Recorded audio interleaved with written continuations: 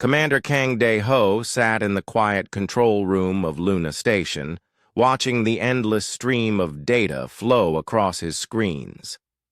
The moon base had been humanity's first step into space 300 years ago. Now it served as Earth's primary, deep space monitoring station, listening for signals from the vast darkness beyond. De-ho sipped his coffee and checked the time.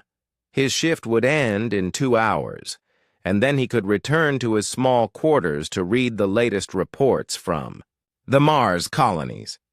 Life on Luna Station was peaceful, but boring. Most days brought nothing more exciting than routine maintenance checks and supply deliveries from Earth.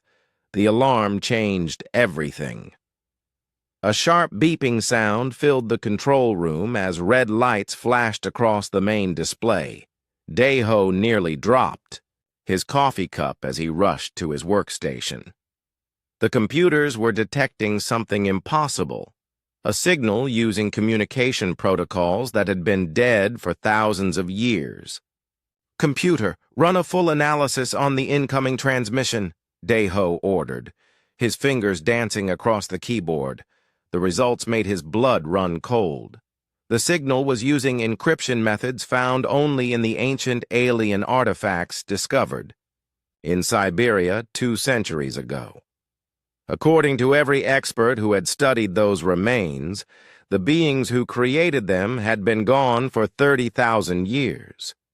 De-ho reached for his communication device with shaking hands. Luna Station to Earth. Command. Priority Alpha Alert. We have a confirmed xenological contact event. Within minutes, Dr. Park So-min was racing through the corridors of the Seoul Xenoarchaeology Institute. Her assistant, Yoo Ji-hoon, struggled to keep up as she gathered data files and research equipment.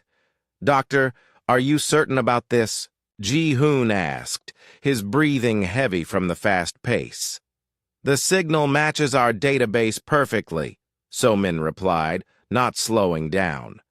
"I've spent 20 years studying the Siberian artifacts. This is definitely Vorthak technology." So-min had been only a graduate student when the first alien ship was discovered buried deep in the Siberian ice. The massive vessel had been there for millennia, its hull cracked and its systems dead. But the technology inside had changed human civilization forever. The Vorthak ship contained advanced computers, energy weapons, and propulsion systems far beyond anything humans had imagined. Governments around the world had worked together to study every piece of the wreckage.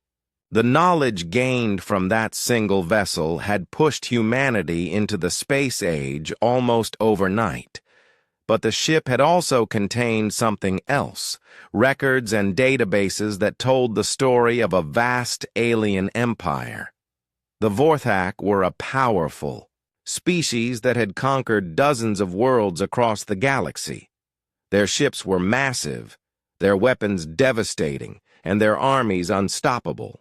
The records showed that the Vorthak ship had crashed on Earth during some kind of ancient war. The crew had died in the impact, but the ship's computer had sent out a distress signal before its power failed.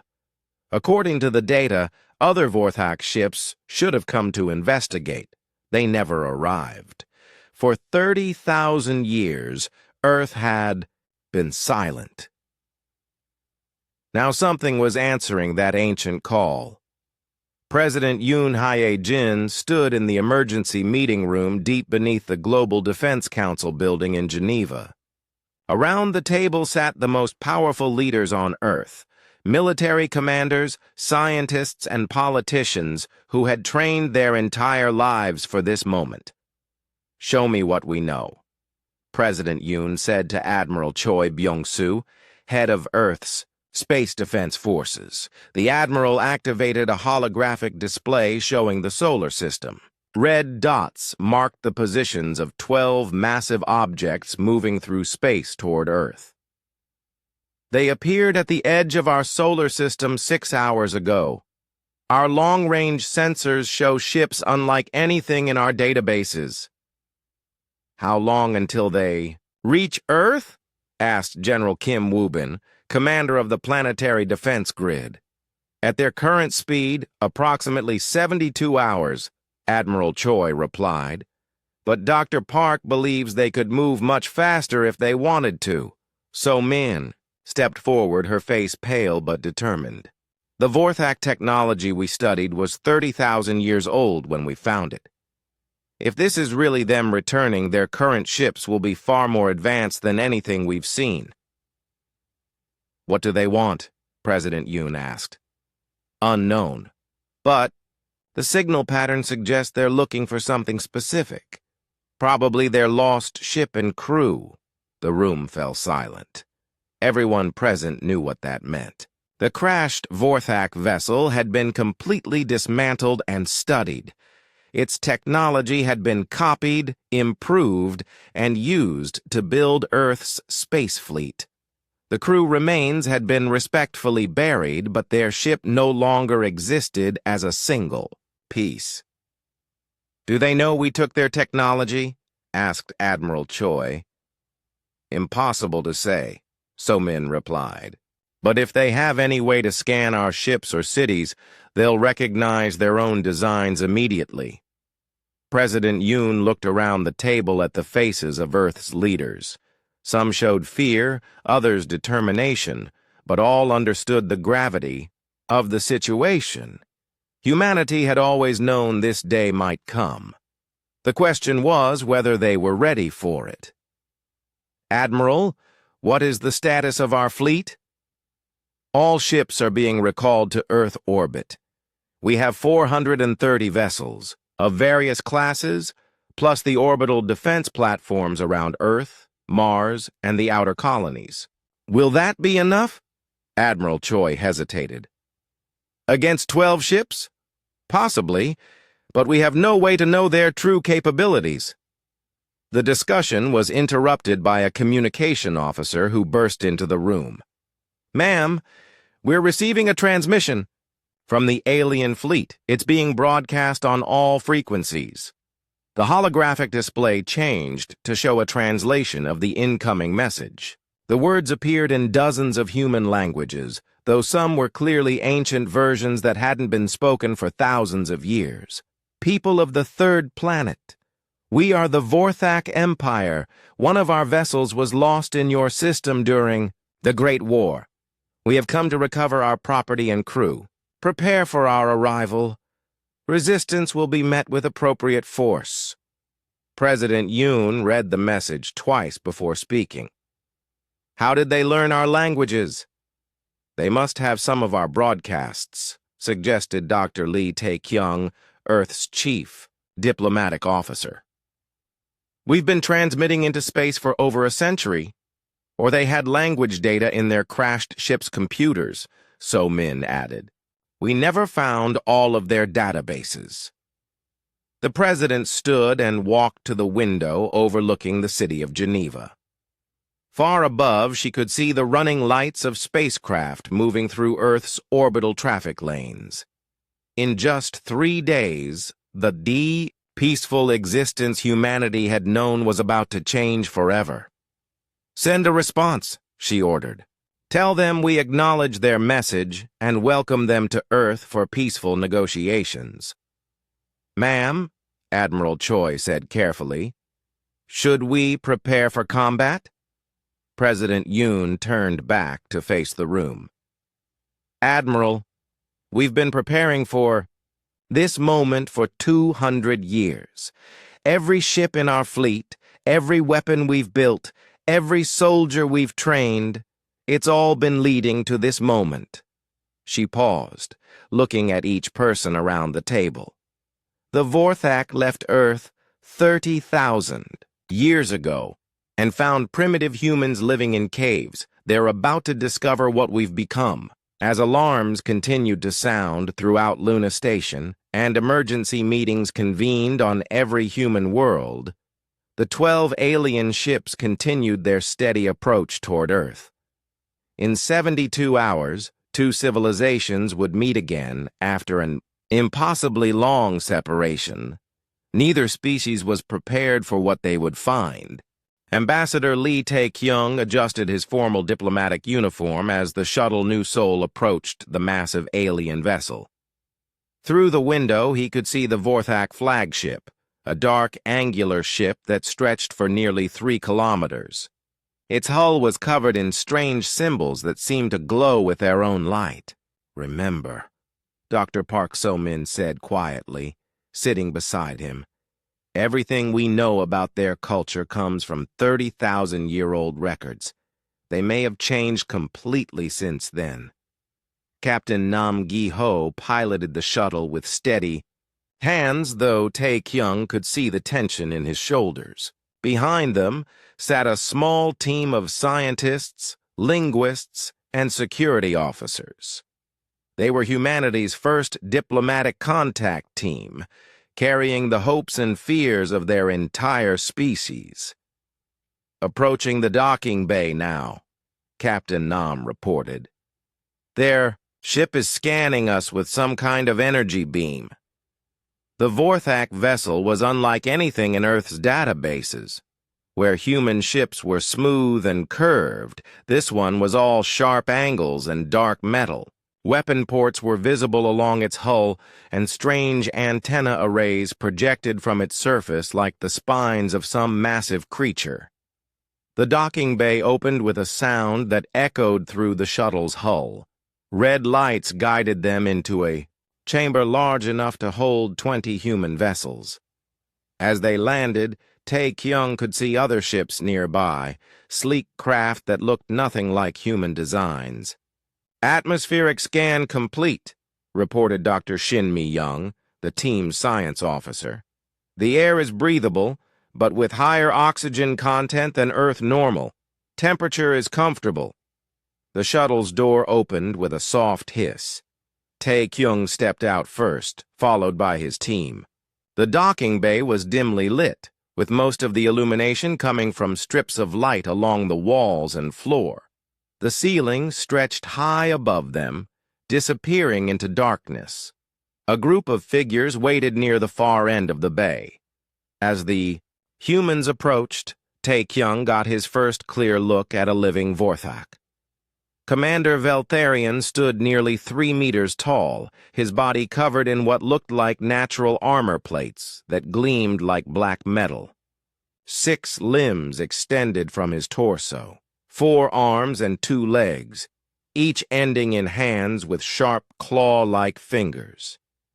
His head was elongated, with large compound eyes that reflected the light like jewels. Most impressive was the crystalline structure that covered his chest and shoulders. The translucent material seemed to pulse with internal energy, and Tae-kyung realized it was some kind of advanced armor or communication device. "I am Commander Veltharion of the Vorthak Empire," the alien said through a device that translated his words into perfect Korean. His voice was deep and resonant, like the sound of stones grinding together. "You are the representatives of the local inhabitants. I am Ambassador Lee Tae-kyung, representing the United Earth Government and all human worlds," Tae-kyung replied, offering a formal bow. "We welcome you to our solar system." Veltharion's compound eyes focused on him with what might have been amusement. "Human worlds. You speak as if your species has spread beyond this single planet." "We have colonies in 12 star systems," Dr. Park So-min said, stepping forward. "We've been exploring space for over 3 centuries. The Vorthak commander remained silent for a long moment, his head tilting slightly as he studied the humans. Finally, he gestured toward a corridor leading deeper into the ship. "Come. We will speak in my command chamber." As they walked through the alien vessel, Tae-kyung was struck by the ship's size and complexity. Corridors stretched in all directions, filled with Vorthak crew members going about their duties. The walls were covered in displays showing star charts, technical readouts, and symbols that shifted and changed constantly. "Your species has learned to reach beyond your birth world," Veltharion said as they walked. "Impressive for such short-lived creatures. When we last visited this system, your people were barely capable of making fire." "That was 30,000 years ago," Somin replied. "Humans learn quickly." The command chamber was a vast room with a curved ceiling that displayed images of space around the ship. Earth hung in the center like a blue jewel, surrounded by the orbital stations and spacecraft of human civilization. Veltharion gestured to chairs that seemed to adjust automatically to human proportions. "We have come to recover our lost vessel and crew," the commander said, getting directly to business. "Our records indicate the ship crashed on your world during the Great War against the Devourers. All hands were lost, but the vessel itself should remain intact." Tae-kyung exchanged glances with So-min. This was the moment they had prepared for, but hoped would never come. "Commander," So-min began carefully, "we did find your ship, but that was over 200 years ago." Veltharion's posture became more rigid. "Where is it now?" "The vessel was badly damaged when we found it," she continued. "Most of the crew had been killed in the crash. We gave them proper burial according to what we understood of Vorthak customs." "And the ship itself?" So-min took a deep breath. "We studied it. Your technology helped us advance by centuries in just a few decades. The ship was dismantled in the process. The temperature in the room seemed to drop." Veltharion rose from his seat, his full height, towering over the humans. The crystalline armor on his chest pulsed with brighter light. "You dismantled a Vorthak dreadnought." His voice carried a dangerous edge. "Do you understand what you have done?" "We preserved every piece of data we could," So-min said quickly. "All crew remains were handled with respect, and the knowledge we gained has helped our entire species." That vessel contained strategic information about Vorthak military installations, fleet movements, and command codes, Veltharion said, his forearms gesturing emphatically. "If that data has been compromised," Dr. Jang In-ho, the team's computer specialist, spoke up. "We found the tactical databases, but they were heavily encrypted. Our computers couldn't break the security, even after centuries of trying." Veltharion stared at him for a long moment. "Show me your computing systems." Jang In-ho activated his portable workstation, displaying holographic interfaces that floated in the air between them. The Vorthak commander examined the technology with obvious interest. "This is based on our quantum processing designs," he said, "but the architecture is different, more efficient. We didn't just copy your technology," Jang In-ho explained. "We studied how it worked, then found ways to make it better." "Better?" Veltharion's tone suggested he found this impossible to believe. Engineer Yu Junseo stepped forward with a small device. "This is a standard human data storage unit. It can hold more information than your entire ship's computer system, and it fits in the palm of my hand." The Vorthak commander took the device and examined it carefully. His compound eyes reflected the soft glow from its surface as his own sensors analyzed its construction. "Impossible," he muttered.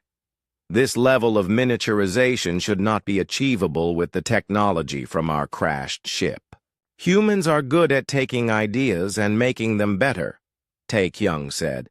"It's one of our greatest strengths." Veltharion returned to his seat, but his posture remained tense. "You claim to have colonies in multiple star systems. You demonstrate technology that exceeds our own in certain areas. Yet our records show your species was barely civilized when we last encountered you. A lot can happen in 30,000 years, Somin replied. Indeed. The commander activated controls on his chair, and the ceiling display changed to show images of the Vorthak fleet. 12 massive ships hung in space like dark predators. We offer you standard compensation for the loss of our vessel, relocation to a suitable world within Vorthak space, protection under our empire, and the privilege of serving as a client species. Tae-kyung felt his heart sink. The offer was exactly what they had feared, slavery disguised as generosity. What if we decline? Your offer? He asked. Veltharian's compound eyes focused on him with predatory intensity. Your species has taken Vorthak military technology and used it to spread across multiple worlds. You possess strategic information that could threaten the security of our empire. Decline is not an option. The room fell silent except for the soft humming of the ship's systems. Tae-kyung looked at his team, seeing his own determination reflected in their faces. Commander, he said carefully, we appreciate your offer, but humanity has grown accustomed to governing itself. We would prefer to discuss a partnership between equals. Veltharian's armor pulsed brighter. Equals? You are a single species on a handful of worlds. The Vorthak Empire spans 1,000 systems and commands fleets that could darken your skies. Then surely you don't need to fear us. Tae-kyung replied calmly. The Vorthak commander studied him for a long moment. You have courage, human. But courage without wisdom leads to extinction. He gestured dismissively. We will give you 7 of your days to consider our offer. Use that time to consult with your leaders and examine your position carefully. As the human delegation was escorted back to their shuttle, Tae-kyung couldn't shake the feeling that they were walking into a trap. The Vorthak clearly expected humanity to submit without resistance, but they had no idea what humans had become. During their long absence, the question was whether that would be enough to save them. General Kim Woo-bin stood on the observation deck of the transport ship Busan as it approached Mars. Beside him, Commander Veltharian watched through the transparent aluminum windows with what appeared to be growing confusion. This is your Mars. Colony? The Vorthak commander asked, his translated voice carrying notes of disbelief. Below them, the red planet was covered with gleaming domes and towers that stretched up from its surface like metal flowers. Orbital platforms surrounded the world in perfect rings, while streams of spacecraft moved between them in organized traffic patterns. The polar ice caps had been partially melted and channeled into vast canal systems that carried water across the planet's surface. Mars was our first major colony world, General Kim explained. We started terraforming it about 2 centuries ago. The population is now over 50 million. Veltharian's compound eyes reflected the light from the Martian cities. Our records indicated your species had barely discovered agriculture when we last visited. How did you achieve this level of development so quickly? Necessity and determination, Kim replied. Once we found your ship and learned we weren't alone in the universe, we knew we had to grow up fast. The transport docked at Olympus Station, one of the massive orbital facilities that served as a gateway to Mars. As they walked through the station's corridors, Veltharian observed everything with the careful attention of a military scout.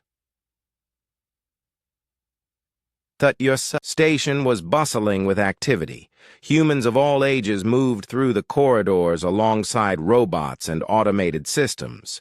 Children played in zero-gravity recreation areas, while their parents worked at computer terminals that projected holographic displays into the air.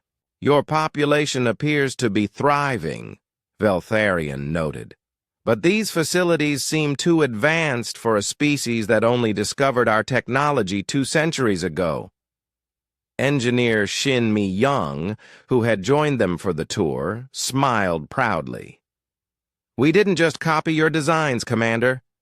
We studied them, understood the principles behind them, then found ways to make them better. She led them to an observation window overlooking one of the station's fusion reactors. The massive chamber contained a miniature star, held in place by magnetic fields that danced like auroras around its surface. Your crashed ship's power core was based on fusion technology, Mi-young explained, but it was inefficient. Only about 30% energy conversion. Our reactors achieve 95% efficiency. Veltharion studied the reactor with obvious interest. Show me the technical specifications. Mi-young activated a holographic display that showed the reactor's internal structure. The design was clearly based on Vorthak principles, but every component had been refined and improved. We use quantum field manipulation to contain the plasma, she explained. It allows for much more stable fusion reactions and produces almost no radioactive waste. Impossible, Veltharion muttered, but his tone lacked conviction. This level of field control requires computational power that your ship's computers couldn't provide, Dr. Jang In-ho finished, joining the conversation. That's why we built new ones. Jang In-ho led them to the station's computer core, a room filled with crystalline structures that hummed with barely audible energy. The quantum processors were beautiful, transparent columns filled with dancing light that pulsed in complex patterns.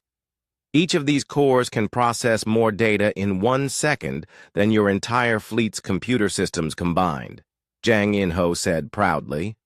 And they're just the standard models we use for routine station operations. Veltharion approached one of the cores and extended sensors from his crystalline armor. After a moment, he stepped back with what might have been shock. These systems are processing quantum calculations at speeds that should be theoretically impossible, he said slowly. How did you overcome the decoherence problems? We used insights from studying your ship's memory crystals, Jang In-ho replied. But we found that biological neural networks could solve problems that purely mechanical systems couldn't handle. The Vorthak commander's head tilted in confusion. Biological networks? Dr. Nam Ji-woo, a specialist in human enhancement technology, stepped forward. We learned to integrate organic and artificial intelligence.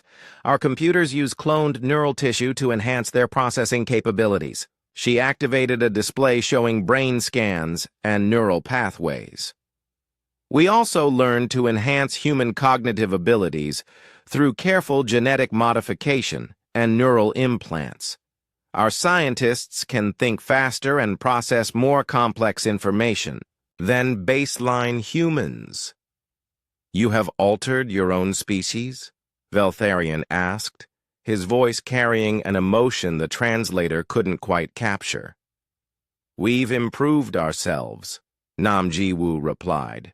Extended our lifespans to over 200 years, enhanced our intelligence and physical capabilities, and given ourselves resistance to diseases and radiation. General Kim led them to another section of the station where they could observe human workers outside in the vacuum of space. The workers wore no bulky spacesuits. Instead, they had sleek environmental gear that seemed to be integrated directly into their bodies. Our enhanced humans can work in space for extended periods, Kim explained. They have improved lungs for oxygen efficiency, enhanced muscles for zero-gravity environments, and radiation-resistant skin. Veltharion watched the workers with growing amazement.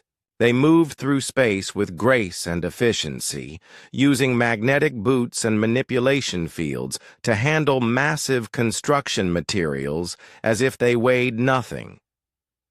"You took our basic tools and made them better," he said quietly. "But more than that, you made yourselves better." "That's what humans do," said Dr. Oh Young-min, joining the group. As a quantum physicist, she had helped design many of the improvements to Vorthak technology. "We adapt. We overcome limitations. We find ways to do things that others say are impossible." The tour continued to Europa Station, one of humanity's research facilities in the outer solar system. Here, scientists were working on projects that pushed the boundaries of known physics. Dr. Lim Kyung-ho demonstrated their latest breakthrough, a material that was stronger than the hull plating on Vorthak ships, but weighed only a fraction as much. "We call it quantum-bonded carbon," he explained, showing Veltharion a sample that looked like crystallized starlight. "It uses quantum entanglement to share structural stress across multiple dimensions." The Vorthak commander examined the material with sensors from his armor. "This substance should not be stable under normal physics."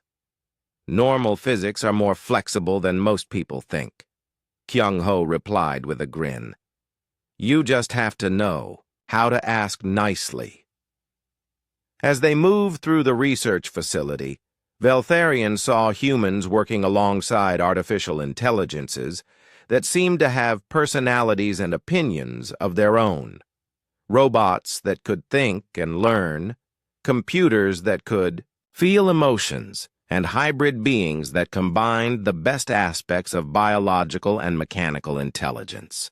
"Your species has achieved things that the Vorthak Empire has never attempted," Veltharion said as they returned to the transport ship. "You have transformed yourselves and your technology in ways that seem impossible." "Nothing is impossible," General Kim replied. "It just takes longer and requires more creativity than most people are willing to invest." The transport departed from Mars and headed toward the outer system, where more human colonies waited to be seen. Veltharion stood at the observation window watching the red planet shrink behind them. "My people have conquered 1,000 worlds," he said quietly. "We have fleets that could destroy entire star systems and weapons that could crack planets in half. But in all our history, we have never tried to improve ourselves the way you have." "Why not?" asked Dr. Nam Ji-woo. Veltharion was quiet for a long moment. "Because we believed we were already perfect. The idea that we could become something better never occurred to us." As the transport headed toward Jupiter's moons, where humanity's newest colonies were pushing the boundaries of terraforming technology, Veltharion realized that his mission had become much more complicated than he had expected. The humans weren't just another primitive species to be absorbed into the Vorthak Empire.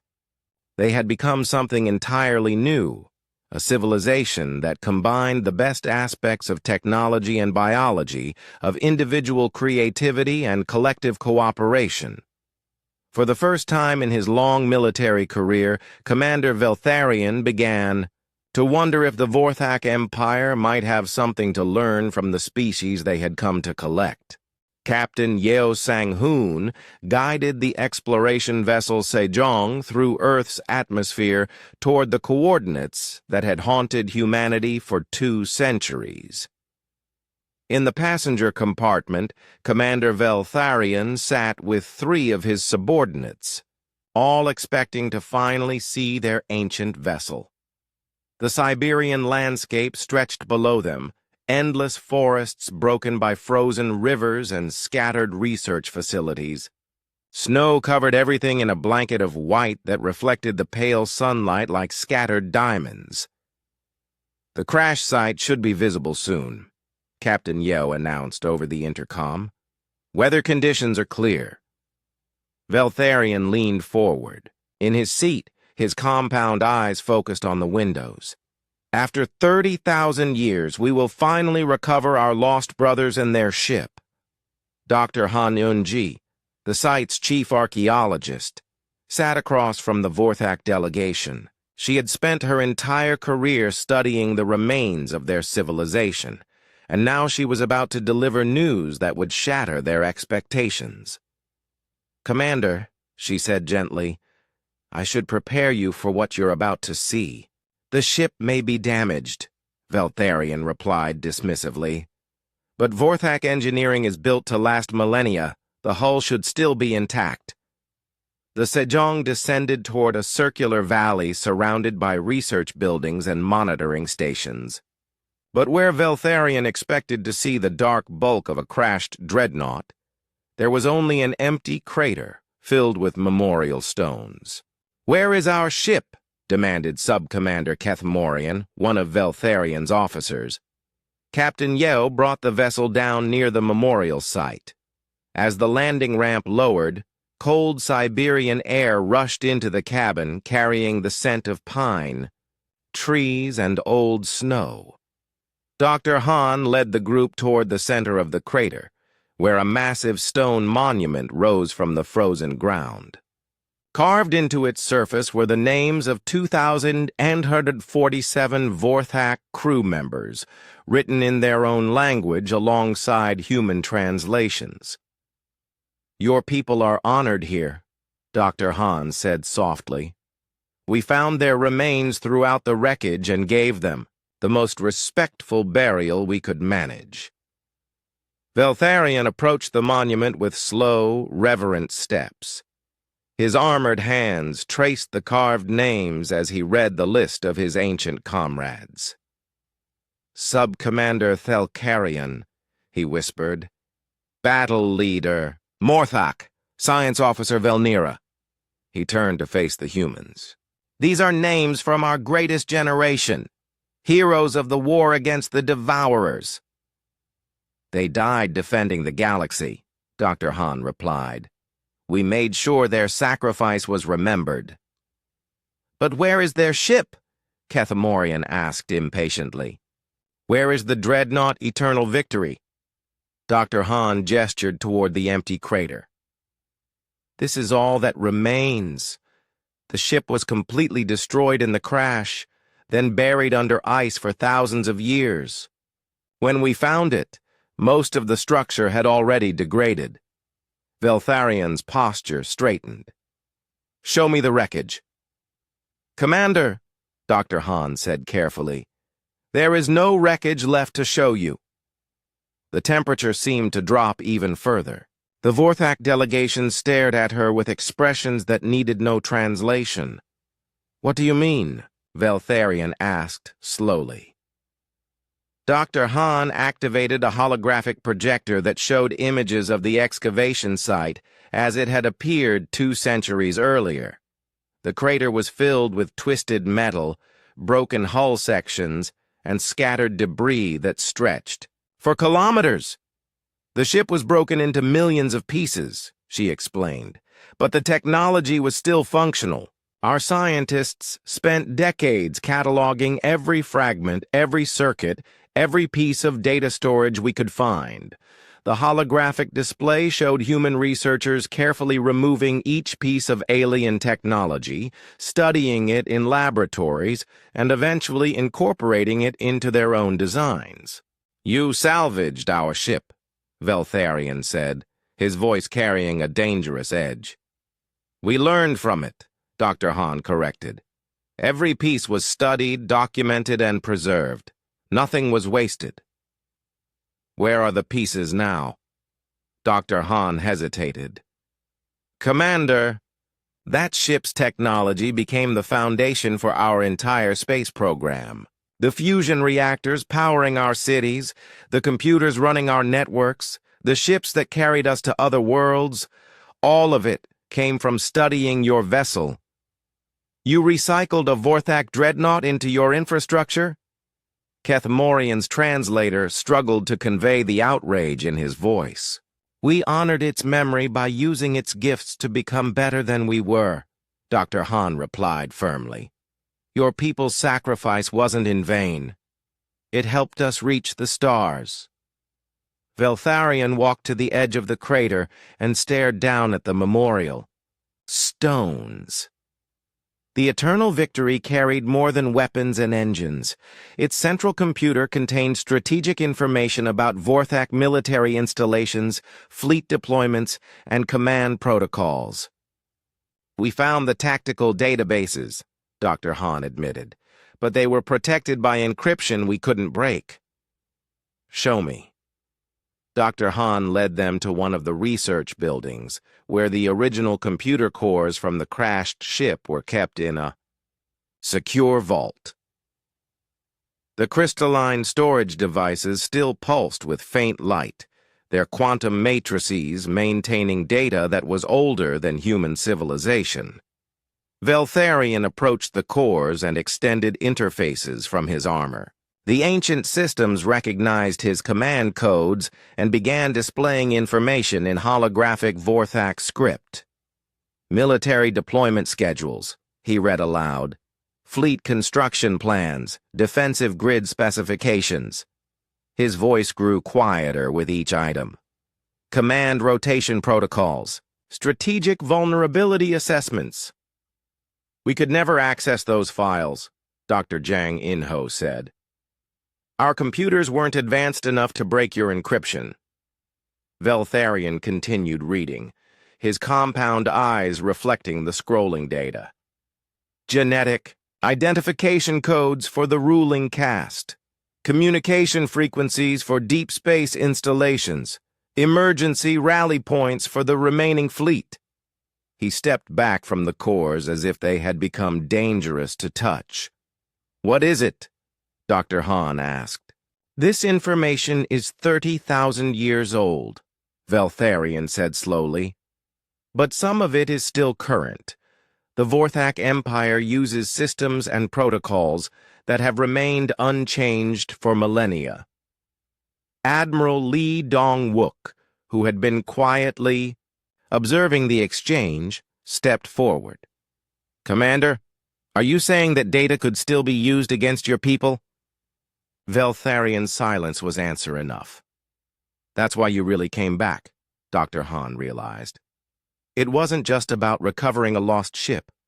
You were worried about what information we might have found. The Vorthak Empire has enemies, Veltharion admitted. If this data fell into the wrong hands, what enemies? Admiral Lee asked sharply. Kethmorian looked at his commander uncertainly. Sir, should we be discussing military intelligence with aliens? Veltharion studied the human faces around him. These people had found his ancestors' ship and used its gifts to transform their civilization. They had honored the dead and preserved their memory. They had even failed to break the encryption that could have given them devastating weapons against his people. The Devourers, he said finally. The same enemy that destroyed the Eternal Victory 30,000 years ago. They have returned, and they are winning. The room fell silent except for the humming of the ancient computer cores. Winning? Admiral Lee asked. 37 Vorthak worlds have been consumed in the past century, Veltharion replied. Their mechanical swarms devour everything. Planets, ships, entire star systems. Nothing stops them. Nothing slows them down. And you thought coming to Earth would help? Dr. Hahn asked. The Eternal Victory carried prototype weapons designed specifically to fight the Devourers. If we could recover those designs, Veltharion gestured helplessly at the empty crater. But now they are scattered across your civilization, integrated into systems we cannot extract. Admiral Lee exchanged glances with the other humans. Commander, I think it's time you met with our military leadership. If the Devourers are still out there, Earth needs to know about it. As they prepared to leave, the memorial site, Veltharion took one last look at the monument honoring his fallen comrades. The wind had picked up, blowing snow across the carved names and making them temporarily disappear before revealing them again. "They would be proud," he said quietly. "Their sacrifice gave your species the tools to reach the stars. In a way, they achieved what we could not. They helped create something better than what came before." Dr. Han placed a gentle hand on his armored shoulder. "Commander, their legacy lives on in every human ship that explores the galaxy, every colony that thrives under distant suns, and every child who dreams of touching the stars. That's a kind of immortality no empire can claim." As the Sejong lifted off from the Siberian research site, carrying its passengers back toward the diplomatic negotiations that would determine both species' futures, none of them realized that the real test was yet to come. The Vorthak Empire had not come to Earth as conquerors. They had come as refugees, desperately seeking help in a war they were losing, and humanity was about to discover that their hard-won technological achievements would soon be put to the ultimate test. President Yoon Hye-jin stood before the assembled Vorthak delegation in the Grand Chamber of the United Nations building in Geneva. The room had been specially modified for this historic meeting, with holographic displays capable of showing the true scope of human civilization. "Commander Veltharion," she began, her voice carrying the weight of speaking for all humanity, "we have considered your offer carefully." The Vorthak commander sat in a specially designed chair that accommodated his large frame and multiple limbs. Around him, his advisors watched with the patient attention of predators waiting for prey to make a fatal mistake. "Your 7 days have passed," Veltharion replied. "What is your decision?" Director Kim Hae-won stepped forward and activated the chamber's main display system. The room filled with a three-dimensional map of local space, showing stars and planets in perfect detail. "Before we respond," Kim said, "we'd like to show you something." Blue dots began appearing throughout the star map, each one representing a human presence in space. What started as a few points of light around Earth quickly expanded to show a network of colonies, outposts, and exploration missions that stretched across dozens of star systems. "Kepler 442, Kim announced as she highlighted each location. "Wolf, 359, Proxima Centauri, Gliese 667c, Ross 128. The list continued as more blue dots appeared. 12 fully established colonies with populations over 1 million each, 37 research outposts, 83 mining operations, and exploration missions that have reached as far as the galactic core. Veltharion's compound eyes reflected the dancing lights of the star map. "This scale of expansion is unexpected. Our fastest ships can cross the galaxy in under 6 months, Director Kim continued. Our slowest colony vessels can establish a self-sufficient settlement on any habitable world within 2 years. Admiral Choi Byung-soo activated another display showing the human fleet. Hundreds of ship silhouettes appeared in the hologram. Sleek vessels that combined the angular efficiency of Vorthak design with flowing curves that spoke of human innovation. 497 active vessels, Admiral Choi reported, ranging from single-person exploration craft to mobile cities capable of supporting 1 million colonists. Each one equipped with technology that exceeds the specifications of your original dreadnought. Sub-Commander Kethamorian leaned forward in his seat. You claim technological superiority based on a single crashed ship from 30,000 years ago? Dr. Lim Kyung-ho smiled and activated a portable holographic projector. Not just your ship, Commander. We've encountered 7 other alien species during our expansion. Each contact taught us something new. The display showed technical, specifications that made even Veltharion sit back in surprise. Energy shields that could deflect planet-cracking weapons, faster-than-light drives that operated on principles the Vorthak had never discovered, weapons systems that could precisely target individual molecules across interstellar distances. The Zephyrians taught us quantum tunneling for instantaneous communication, Dr. Lim explained. The Crystalline Collective showed us how to grow living computers. The Nomad engineers shared their knowledge of space-time manipulation. Each species we met was friendly, President Yoon added. We offered them partnership instead of conquest. They chose to share their knowledge freely. Veltharion's posture had become noticeably more tense. You encountered 7 spacefaring civilizations and convinced them all to ally with you? 8, actually, corrected Dr. Park Somin. We recently made contact with the hegemony of eternal thought. They're a collective consciousness that spans 3 galaxies. The Vorthak delegation exchanged glances that needed no translation. Their assumption of human primitiveness was crumbling with each new revelation. But technology isn't our greatest strength, President Yoon continued. Show them Project Prometheus. Director Kim activated the chamber's most advanced display system, filling the entire room with images of human innovation. Cities that floated in gas-giant atmospheres, underwater colonies that had transformed ocean worlds into thriving metropolises, space habitats the size of moons, where millions of humans lived and worked in perfect harmony with their environment. We don't just settle on planets, Kim explained. We transform them. Toxic worlds become gardens. Barren rocks become centers of industry. Gas giants become energy sources that can power entire star systems. The images shifted to show human scientific achievements. Researchers who had learned to manipulate matter at the quantum level.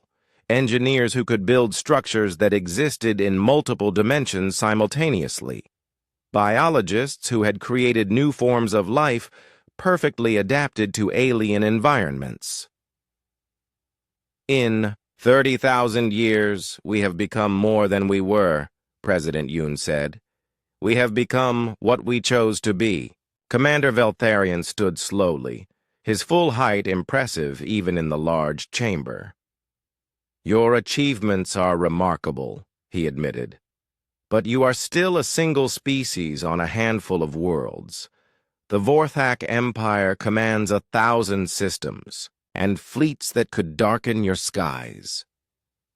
Could they? Asked Captain Bei Su-jin, stepping forward with a confident smile. She activated her personal communicator and spoke a brief command. Moments later, every human ship in the solar system powered up their main weapons and targeted the Vorthak fleet. The chamber's displays showed the tactical situation in real time. The 12 massive Vorthak vessels suddenly found themselves surrounded by hundreds of smaller human ships, each one painting them with targeting beams that could guide weapons across any distance. We've been tracking your fleet since you arrived, Captain Bei explained calmly. Our ships are faster, more maneuverable, and equipped with weapons your shields cannot stop. To demonstrate her point, she ordered a single human destroyer to fire a warning shot. The energy beam lanced out from the small ship and struck the shields of a Vorthak cruiser. The alien vessel's defensive systems flared bright blue for a moment, then failed completely. Your shields are designed to stop the weapons you knew 30,000 years ago, Captain Bei continued. But we've had a long time to develop new approaches to warfare. Veltharion's crystalline armor pulsed with agitation. You would attack us, despite our offer of partnership? We would defend ourselves, President Yoon replied firmly. But we prefer cooperation to conflict. She gestured, and the targeting. Beams disappeared as human ships powered down their weapons. Commander, you came here expecting to find the primitive humans your ancestors left behind. Instead, you found a civilization that has grown beyond anything you imagined. Your 7-day ultimatum was amusing, Director Kim added with a slight smile. But inadequate. We have a counter-proposal. The Chamber's main display changed to show a treaty document written in both human languages and Vorthak script. A full military alliance, President Yoon announced. Humanity will share our advanced technology and provide military support against your enemies. In exchange for what? Veltharion asked suspiciously. Full partnership, she replied. Not as client species or subjects, but as equals. Combined exploration of the galaxy, shared research and development, joint colonies where both our species can thrive. Admiral Choi stepped forward. Commander, you mentioned that your people are fighting the Devourers. We've encountered them too. The holographic display showed battle footage from humanity's first contact with the mechanical swarms. Massive robotic ships that consumed entire asteroids for raw materials. Swarms of smaller craft that could strip a planet bare in days. 3 of our outer colonies have been attacked, Admiral Choi reported. But our ships drove them off each time. The Devourers are dangerous, but they're not unstoppable.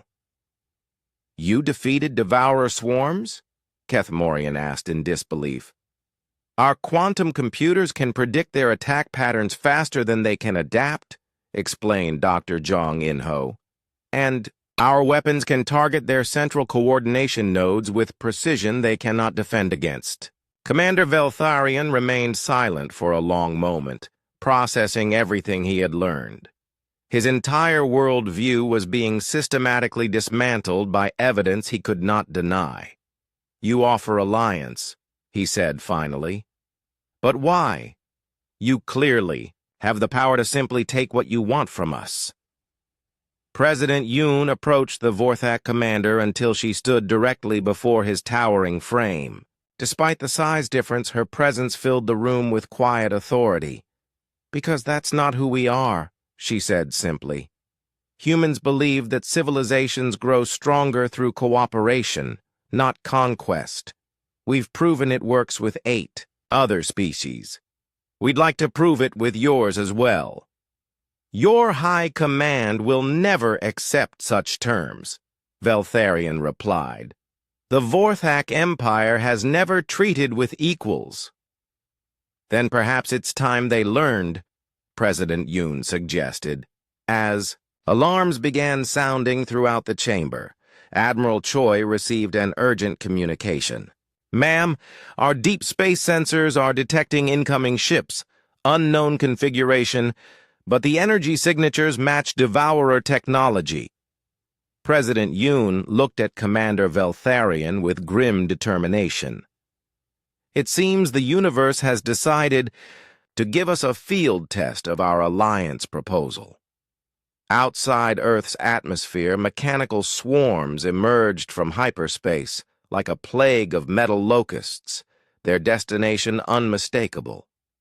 The real test of human and Vorthak capabilities was about to begin. Admiral Choi Byung-soo watched the tactical display with grim concentration as 3 massive Vorthak dreadnoughts broke formation and moved toward Luna Station. The alien ships were enormous, each one capable of destroying a small moon, and their weapons were charging with energy that made space itself shimmer. High Command orders immediate compliance, came the transmission from the lead Vorthak vessel.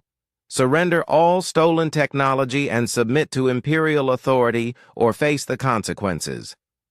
Sir, reported Captain Park Chan-woo from his position, aboard the command ship Dokdo, all human vessels are in position and ready to respond.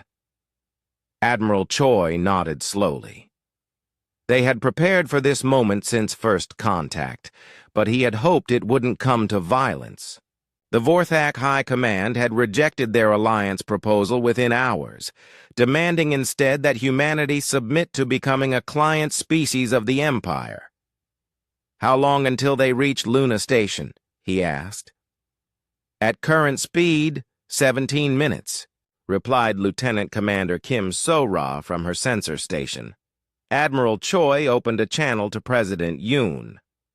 "Ma'am, the Vorthak appear determined to make this a military matter." "Rules of engagement are authorized," came the President's steady voice. "Disable their vessels if possible, but protect our people at all costs." "Understood." Admiral Choi switched to the Fleet Command frequency. "All ships, this is Admiral Choi. Operation Lighthouse is now active. Remember, we're not trying to destroy them, we're trying to educate them." Colonel Park Chan-woo felt his hand steady on the controls of the Docto as his ship moved to intercept the advancing Vorthak force. The human fleet looked tiny compared to the alien dreadnoughts, sleek vessels barely 1/10 the size of their opponents.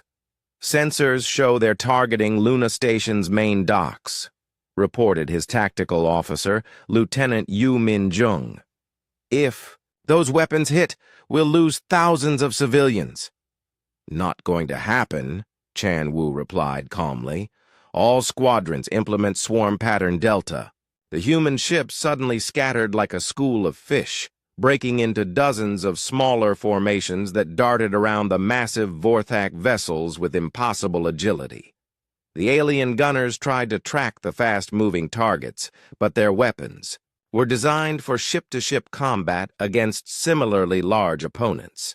"Initiate jamming sequence," ordered Commander Lee Hai-young from her position aboard the destroyer Incheon.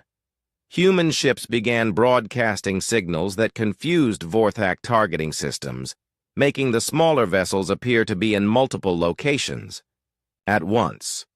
The alien weapons fired at shadows while the real ships moved to attack positions. Dr. Oh Youngmin's breakthrough in quantum computing had made this possible. Human tactical computers could process battle data and predict enemy movements faster than any Vorthak system could respond. It was like watching a chess grandmaster play against a child. "First target acquired," announced Captain Ro Ji-sung from the heavy cruiser Busan. "Firing penetration beam." The human weapon was unlike anything in Vorthak experience. Instead of trying to overwhelm enemy shields with brute force, it used quantum manipulation to create tiny holes in the energy barriers, allowing smaller beams to pass through and disable critical systems. The lead Vorthak dreadnought shuddered as its shield generators overloaded. Emergency lights flashed along its hull as backup systems struggled to compensate for the sudden power loss. "Impossible," came the alien commander's voice over the communication channel. "Our shields are rated to withstand planet-cracking weapons." "Your shields were designed to stop the weapons you knew about," Captain Rowe replied politely. "We've developed some new approaches. The battle, if it could even be called that, lasted exactly 17 minutes. The human ships moved like dancers around their massive opponents, striking with precision at exactly the right targets to disable without destroying. Fusion reactors were shut down safely. Weapon systems were overloaded and forced into automatic safety modes. Life support remained untouched, but command and control systems were systematically disabled until the 3 dreadnoughts drifted helplessly in space. "Enemy vessels are dead in space," reported Captain Kim Woo-jin from the frigate Jeju. "No casualties on either side." Admiral Choi opened a channel to the disabled Vorthak ships. "This is Admiral Choi of the Earth Defense Fleet.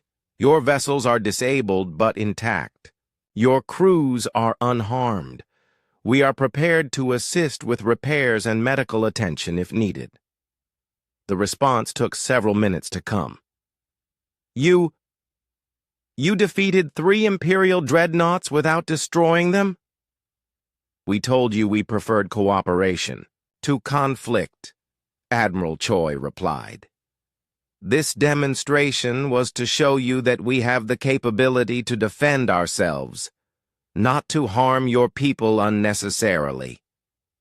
Colonel Park Chan-woo was already coordinating rescue operations, sending engineering teams to help restore life support on the alien vessels. The Vorthak crews, expecting to be taken prisoner or killed, instead found themselves being offered food, medical care, and assistance repairing their ships. Captain Bae Soo-jin personally led a team aboard the flagship Eternal Dominion to meet with the Vorthak commander, a veteran officer named Battle Leader Morthak. "Why do you help us?" Morthak asked, his translator struggling with what sounded like confusion and shame. "We came to attack your station. We threatened your civilians." "Because you're people in need of help," Bae Soo-jin replied simply. "Your ships are damaged. Your crews are shaken. And you're far from home fighting a war you're losing." She gestured to her engineering team, who were already working alongside Vorthak technicians to restore the ship's primary systems. "We could have destroyed your vessels in the first 30 seconds of the engagement. Instead, we chose to show you that strength doesn't have to mean cruelty." Morthak watched human and Vorthak engineers working side by side, sharing tools and expertise as if they had been colleagues for years. "In all our history, no enemy has ever treated defeated Vorthak warriors with such honor." "You're not our enemies," Captain Bae replied. "You're potential allies who haven't realized it yet."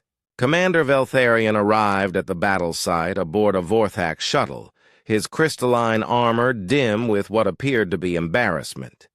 He had watched the entire engagement from the diplomatic station, seeing his people's supposedly superior military technology easily defeated by human innovation. "Admiral Choi," he said as he came aboard the Docto, "I must apologize for my people's actions. The High Command refused to believe your capabilities until they saw them demonstrated." "No apology necessary," Admiral Choi replied. "Though I hope this helps clarify our position for future negotiations." Veltharion studied the tactical displays, showing how the battle had unfolded. "Your ships moved in patterns our computers couldn't predict. Your weapons struck with precision our shields couldn't stop. How is this possible?" Dr. Jang In-ho, who had been monitoring the battle from his station, joined the conversation.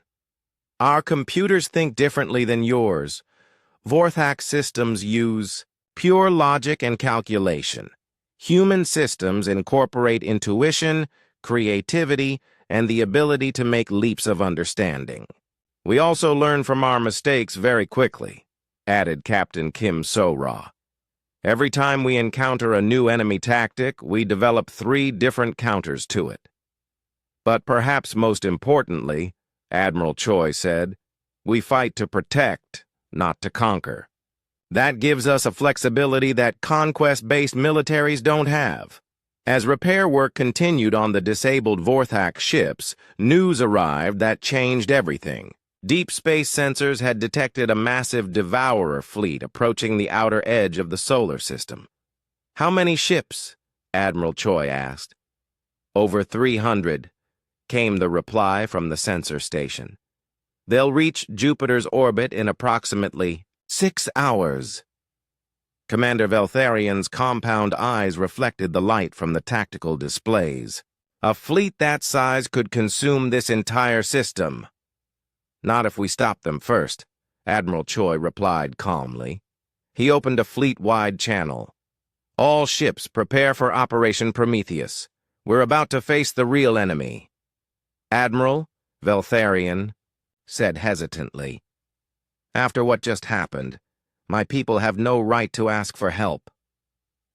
Admiral Choi turned to face the Vorthak commander. "Commander, the Devourers threaten all life in this galaxy.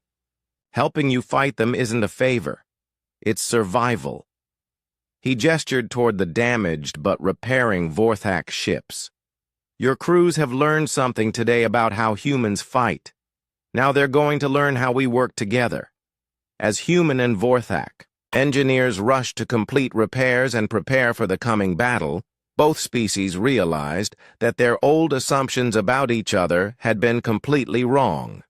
The Vorthak had expected to find weak primitives to be easily conquered. Instead, they had discovered a civilization that could defeat them without destroying them. The humans had expected to face proud conquerors who would never accept equals. Instead, they had found warriors who could learn from defeat and grow stronger. In Batafim, 6 hours, they would face an enemy that threatened to destroy them all. But for the first time in the long war against the Devourers, they wouldn't face it alone. Engineer Seo Min Ho floated in zero gravity inside the damaged Vorthak Dreadnought Eternal Dominion, working alongside Keth Morian to repair the ship's primary fusion core. The Vorthak technical specialist had 4 arms to Min Ho's 2, but somehow the human engineer managed to keep pace with his alien counterpart. "Your repair technique is inefficient," Keth Morian observed, watching Min Ho use a quantum welder to fuse crystalline components. "But the results are superior to our standard methods. Different doesn't always mean worse," Min Ho replied with a grin, his helmet translator carrying his amusement to the alien. "Sometimes it just means new."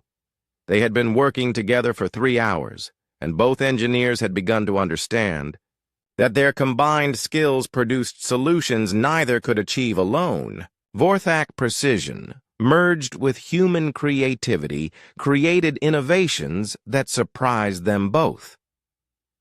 "The power coupling is restored," Keth Morian announced, "but the efficiency is now 15% higher than original specifications.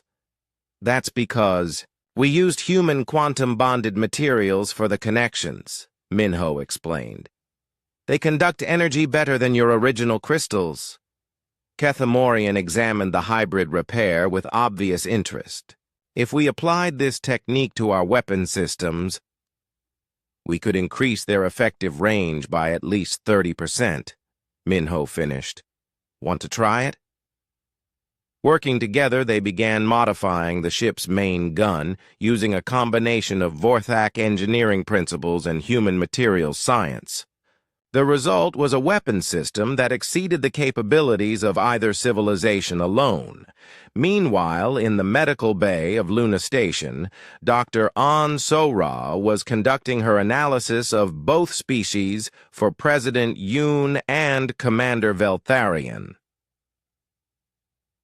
"The psychological profiles are fascinating," she reported, gesturing to holographic displays showing brain scans and behavioral patterns. "Vorthak society emphasizes hierarchy, tradition, and proven methods. It makes you incredibly stable and organized." Veltharion nodded. "Stability has allowed our empire to endure for millennia. But it also makes you resistant to change," Dr. An continued. "When faced with new threats or unexpected situations, Vorthak responses tend to be rigid and predictable." She activated another display showing human neural patterns. Human society, by contrast, thrives on adaptability and innovation. We excel at finding new solutions to old problems. But humans also tend toward chaos and conflict, Veltharion observed. "Your species fights among itself constantly." "True," Dr. An admitted. "But those conflicts also force us to constantly improve and adapt. We become stronger through adversity." President Yoon studied the comparative analysis. "What happens when you combine both approaches?" "Theoretical optimal efficiency," Dr. An replied. "Vorthak stability provides a strong foundation, while human adaptability allows for rapid innovation and improvement." Captain Wan Jae-min entered the medical bay with urgent news. "Ma'am, our deep space reconnaissance has gathered intelligence about the approaching Devourer fleet." The holographic display shifted to show tactical data about the enemy force. The mechanical ships moved in perfect formation, their hulls gleaming with the reflected light of consumed worlds. 347 vessels, Captain Wan reported, ranging from fighter-sized swarm units to mobile factories the size of small moons. How do they compare to what we faced before? President Yoon asked. This is the largest devourer concentration ever recorded, Wan replied grimly. Previous attacks involved no more than 50 ships. This fleet could strip mine an entire star system in less than a month. Commander Veltharian's crystalline armor pulsed with agitation. A fleet that size hasn't been seen since the fall of the Kepler Union 2 centuries ago. They consumed 6 inhabited worlds in 3 weeks. What's their tactical approach? Asked Admiral Choi, joining the briefing via holographic communication. Captain Wan activated detailed scans of the enemy formation. They're using a new strategy. Instead of random swarm attacks, they're moving in coordinated groups with specialized roles. The display showed different types of devourer vessels. Scouts that moved ahead to identify targets, harvesters that consumed raw materials, factories that converted matter into new ships, and combat units that destroyed anything that resisted. They're learning, Dr. An observed, adapting their tactics based on previous encounters. Just like we do, President Yoon said quietly. The question is whether we can adapt faster than they can. Commander Veltharian stood slowly, his full height impressive even in the large medical bay. Madam President, I have a proposal. I'm listening. My flagship's commander, battle leader Morthak, has agreed to place his ship under joint human-Vorthak command for this engagement. If your Admiral Choi will accept a Vorthak strategic advisor, the wisdom of centuries of military experience would be welcome, Admiral Choi replied from the communication display, especially against an enemy that has defeated your people in past encounters. Within an hour, the most unusual military partnership in galactic history was taking shape. Human ships with their adaptive tactics and advanced technology working alongside Vorthak vessels with their massive firepower and strategic experience. Dr. Kim Yeon-ju made a breakthrough in quantum communication that allowed perfect coordination between ships across the entire solar system. Real-time tactical data flowed between human and Vorthak commanders, creating a joint battle network that neither species could have achieved alone.